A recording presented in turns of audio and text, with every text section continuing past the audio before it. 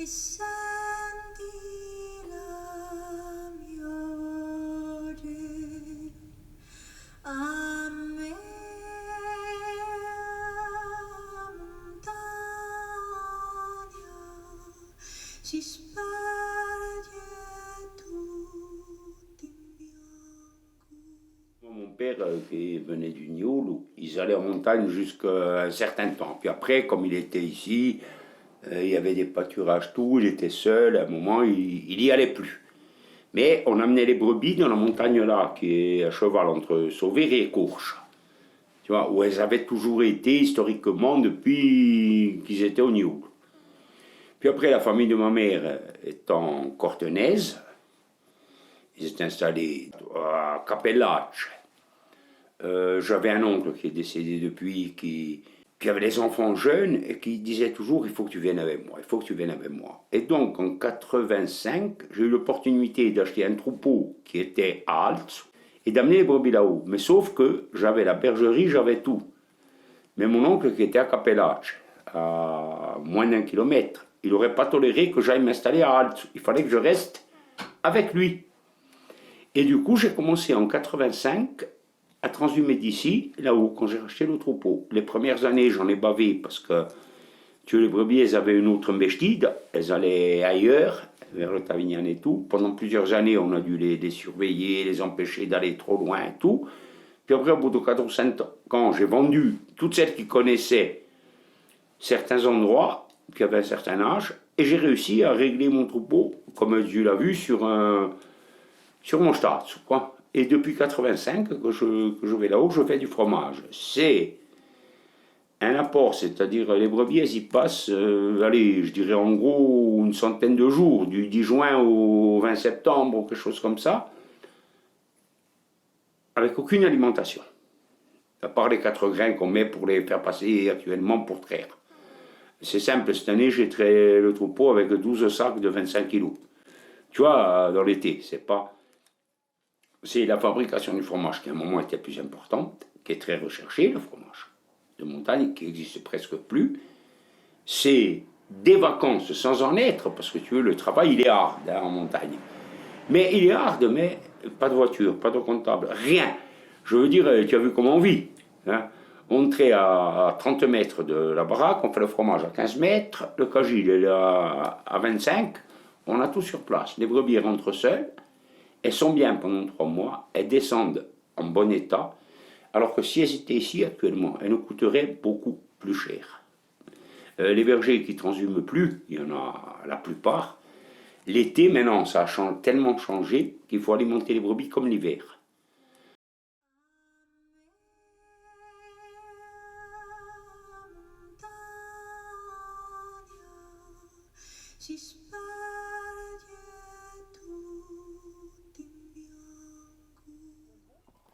Elles vont faire le chemin qu'on a fait. On les rentre doucement et on marche doucement. Là, ce soir, elles sont gentilles, tu vois.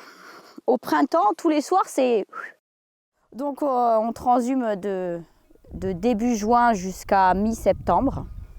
On les descend un petit peu plus tôt qu'avant, parce qu'après, elles partent dans des altitudes très hautes et il fait froid la nuit. Donc, on les descend un peu plus tôt, en fait, au début. Voilà, on transhume à peu près 300 chèvres et mon beau-père qui monte avec nous, on transhume 200 brebis.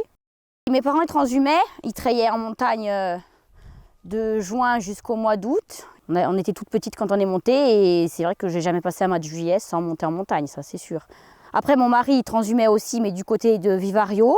Et quand on a mélangé les troupeaux, ben on a transhumé du côté de Vivario et après, on fait les deux en fait. Maintenant, on transhume au début du côté de Vivario et après du côté Vénaquet. Le fait que je sois restée longtemps, parce qu'on transhumait quand même avec mes parents, on restait 3 mois là-haut sans descendre et sans voir personne. C'est sûr qu'après, quand on marche tout le temps en montagne, on a une vision différente. On sait par où passer. La montagne, pour nous, c'est essentiel. Surtout maintenant, il fait tellement chaud au mois de juin qu'elles ont trop envie de monter, quoi. On ne s'imagine pas ne pas transhumer, en fait. Pour elles, ça devient vital. Quand je les monte et que je les traite plus, ben, toutes les semaines, il faut vraiment que je monte les voir pour savoir comment elles sont, comment elles vont, où elles sont, qu'est-ce qu'elles font. puis la montagne, elle n'est jamais pareille d'une année sur l'autre. Il y a des bonnes années, il y a des moins bonnes années. Tous les ans, il y a un truc en plus en montagne. Elle n'est jamais exactement pareille. Au mois d'août, par exemple, il y a toujours des névés en plus ou des névés en moins, où ils disparaissent, où il y en a encore. C'est bizarre, dans le Rotonde, où ça change. Et même autour du refuge de Londe, hein, les névés ne sont jamais pareils et il n'y a jamais de l'herbe pareille. Le fait de les redescendre tous les soirs aussi, ça permet de connaître les milieux, de savoir par où elles passent. Et elles ont toujours des endroits préférés, des endroits où elles dorment toujours au même endroit. Et souvent, c'est des endroits où le soleil se lève très tôt le matin. C'est des endroits où, à l'abri du vent, parce qu'elles n'aiment pas le vent, et où le soleil se lève très tôt le matin. Et se couche très tard le soir. Ça s'appelle des diagidodes. Et elles ont plusieurs endroits où elles dorment. Et souvent, elles font des tours, en fait, dans les massifs. Le réchauffement climatique, je pense qu'il est arrivé trop vite. Ouais. Il est arrivé d'un seul coup et on ne s'est pas préparé à ce manque d'eau aussi important et cette chaleur insoutenable. Parce que au mois de juin, il faisait 45. Hein, les chèvres, elles ne tenaient plus. Hein. C'était tellement il y avait tellement en fait, il y avait tellement plus d'humidité dans l'air que les yeux, ils séchaient, tu vois. Ici, c'était une catastrophe. Après, je ne sais pas comment c'était ailleurs. Peut-être que dans les zones intérieures de la montagne et tout, ça devait être un peu moins virulent. Mais ici, de toute façon, on ne pouvait plus traire, quoi. C'était plus possible. Ça fait vraiment 4 ans qu'on est obligé de partir. On part très très vite. L'année dernière, on est parti très très vite parce qu'il faisait tellement chaud qu'on a tari en 4 jours.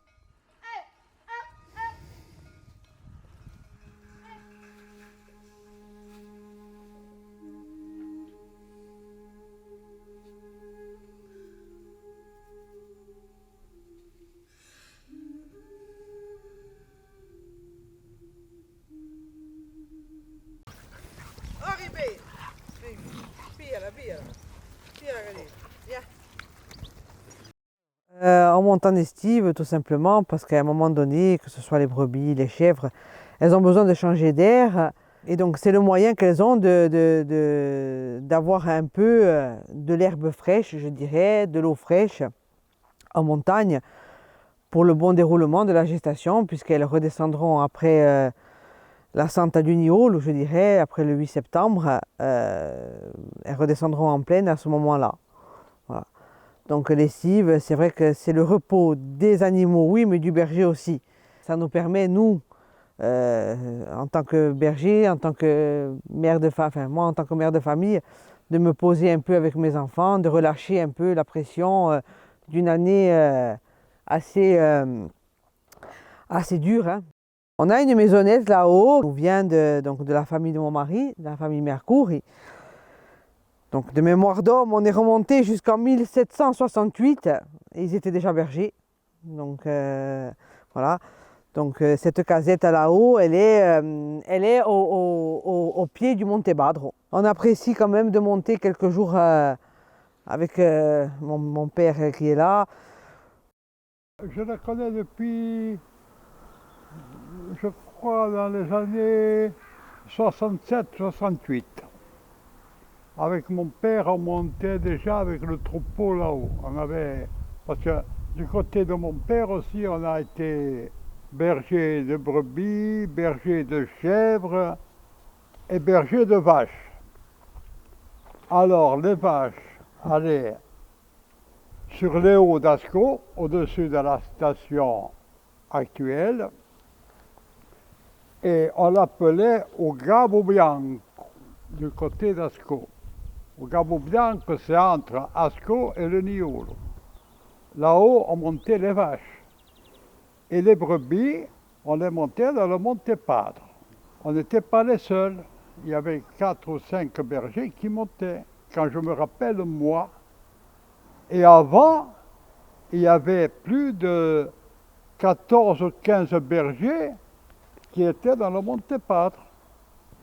Et derrière, un peu derrière, vers du côté de la forêt de Tartagine, il y avait aussi des maisonnettes qu'on appelait Stolivic, qui a été recensé, je crois, il n'y a pas longtemps par... Donc, en fait, nos familles, elles descendent d'Ascaux toutes les deux. Moi, du côté de mon grand-père, et Sébastien, de même, du côté de son grand-père. Les familles se connaissaient, etc. Enfin bref. Et nous, on ne s'était jamais vus de notre vie. Ah. Voilà. Et donc, c'est depuis 2003 que j'ai connu, je dirais, l'année de mes 18 ans, j'ai connu la montagne. J'ai connu Edria, j'ai connu là où mon grand-père, mon père, il gardait les brebis l'été. Chose que, même avant ça, bon, mon père me parle souvent hein, des histoires des villages, etc. Mais je n'avais pas le concret. Donc là, en connaissant Sébastien, donc en 2003, j'ai connu la casette. J'ai connu celle au-dessus, c'est un autre berger qui y est actuellement. C'est là où eux, donc la famille Martine, y montaient. Enfin, c'était pas comme maintenant. Maintenant, on est 2 bergers à monter. Et donc voilà, moi c'est depuis 2003, donc que tous les ans, aux alentours entre le 10 et le 20 juillet à peu près, hein, après ça dépend, on part donc on part d'ici, donc de l'exploitation qu'on a ici, pour rejoindre Edria, donc entre Asque et Olmicapé là. Voilà.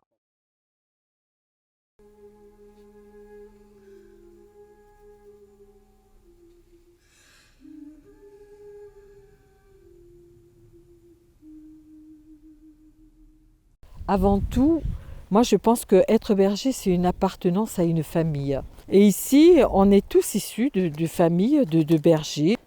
Je ne dis pas je suis agricultrice ou éleveuse, je suis bergère parce que ça englobe tout. Ça englobe l'histoire de la famille parce que voilà, à l'origine, les aïeux, on retrouve toute une descendance de bergers.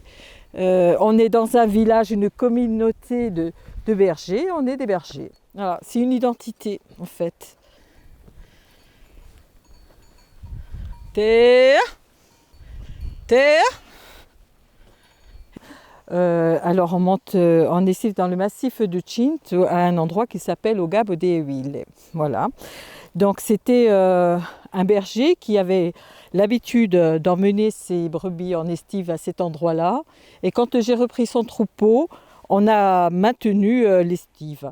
Les brebis partent en estive au moment où elles sont bien taries, à la fin de la saison de laitière, vers la mi-juillet, vers le 15 juillet. C'est une pratique. On a toujours pratiqué l'estive sur une zone plus montagneuse, à un étage qui se situe à 1800 mètres d'altitude à peu près. Voilà. Nous, on quitte l'exploitation, elle se trouve à 830 mètres, et l'estive, elle est aux environs de 1800 mètres. Here.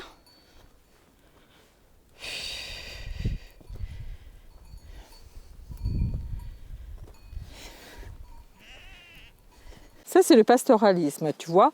Tu as l'impression qu'elles ne trouvent pas la ressource, mais elles trouvent la ressource.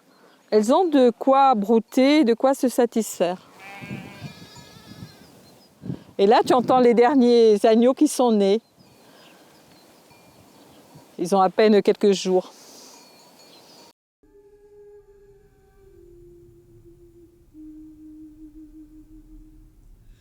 Mi senti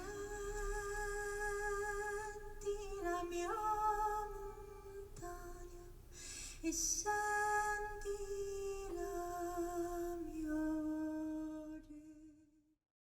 Et l'estive, c'est vital, hein, parce que maintenant, avec le réchauffement climatique, tout le monde le sait, donc de plus en plus de manque d'eau, la sécheresse qui commence par la plaine, qui commence à toucher la moyenne montagne, il faut monter en montagne. Il n'y a pas de solution, en plus c'est à l'abandon.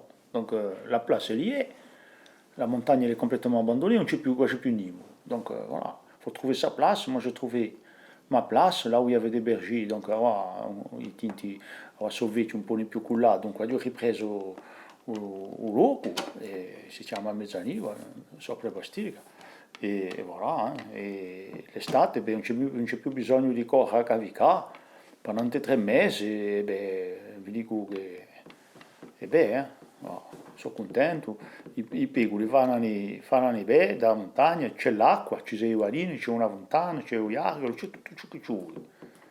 Voilà. Je traite le matin ici, d'accord. J'arrive à midi là-haut et je continue pendant jusqu'à la fin juillet le broach et le fromage vers le 10 août, j'arrête. Je le redescends quand des fois il y a quelques gens qui viennent, ils me le prennent sur place. Dès que les gens le voient, ils le prennent. Hein, ça, mais sinon, quand il n'y a personne, je le descends. Je le descends à Bastelica. Bon, arrivé à Bastelica, il n'y a pas besoin de faire 50 millions de trucs. Hein. Les gens, l'été, il n'y en a pas, donc il y en a de moins en moins. Sinon, je peux descendre jusqu'à Coro, voire faire mes livraisons éventuellement si besoin, mais je n'ai pas besoin de descendre très loin. Hein. Voilà. Alors, à peu près. Ben, entre le 20 et la dernière semaine de juin, en général, par rapport à la météo. Parce qu'ici, tu arrives, tu pars, il fait chaud, c'est déjà sec, tu arrives là-haut, tu as froid, parce que la température, elle n'est pas encore... voilà. Donc ça dépend de la météo, il faut que je fasse le raccord, tu vois. Il faut trouver la bonne journée, la bonne semaine, on va dire, pour pas qu'elles sèchent ici, les brebis, pour pouvoir continuer à traire là-haut. Et il ne faut pas arriver là-haut qu'il fasse froid. Sinon, le lait il chute, tu vois. Bon, après, ça revient, mais tu perds. Donc, il faut trouver le bon créneau. Tu vois. Alors, ça, tu ne peux pas le savoir avant. Tu vois, ça paie à météo di qui, à météo di dessous, à 2 giorni vicino, tu vois, pour ne pas perdre ta production. C'est ça important, le relais, tu vois. Il ne faut pas qu'il y ait de contraste important, sinon ben, tu perds tout. Hein. Voilà. Alors, en bétaillère, on monte à plusieurs bétaillères jusqu'au village, puis après, on prend toute la montagne à pied. Hein. Il y en a à peu près pour 2 heures, 2 heures et demie, tranquille. Il y a le matin, après l'après-midi, je fais un peu de sieste, je commence de bonne heure, après le fromage, le broche, après il faut y aller à saler, à retourner, à laver un peu quand même. Mais l'après-midi, c'est tranquille, hein, tu vois. On spuntino, dopo una siesta, et voilà, après les bêtes elles redescendent toutes seules en général. Tu vois. Quand un luogo è abbastanza tranquillo. Non c'è mica caccia, non c'è mica...